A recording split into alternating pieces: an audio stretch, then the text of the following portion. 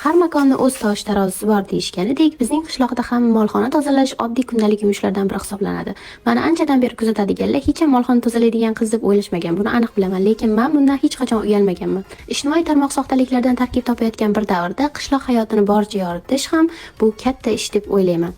Molxona tozalashning foydasi bordir-ki, lekin yomon tarafi hech ham yo'q. Chunki siz yeydigan sut, qatiq, qaymoq, umuman olganda barcha sut mahsulotlari, go'sht mahsulotlari barchasi shu mavjudotlar, ya'ni chorva mollaridan olinadi. Ko'rib turganinglardek, bu ishning o'ziga yarasha qiyinchiliklari bor. Kamida 3-4 soat vaqt ketadi, lekin men sizlarga buni 1,5 minutlik videoda yoritib berishga harakat qildim.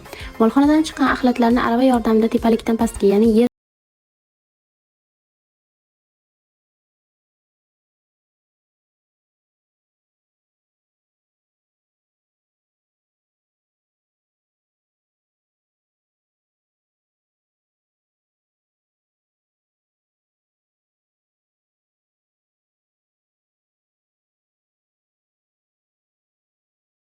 so'rashingiz mumkin. Bu qishda mollar sovqatmasligi uchun issiqlik, ya'ni kul hisoblanadi.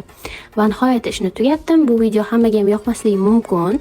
Shu uchun like bosishga majburmasizlar. Oxirigacha ko'rganinglar uchun rahmat. Keyingi videolarda uchrashguncha xayr. Xullas, molxona tozalash o'z nihoyasiga yetdi.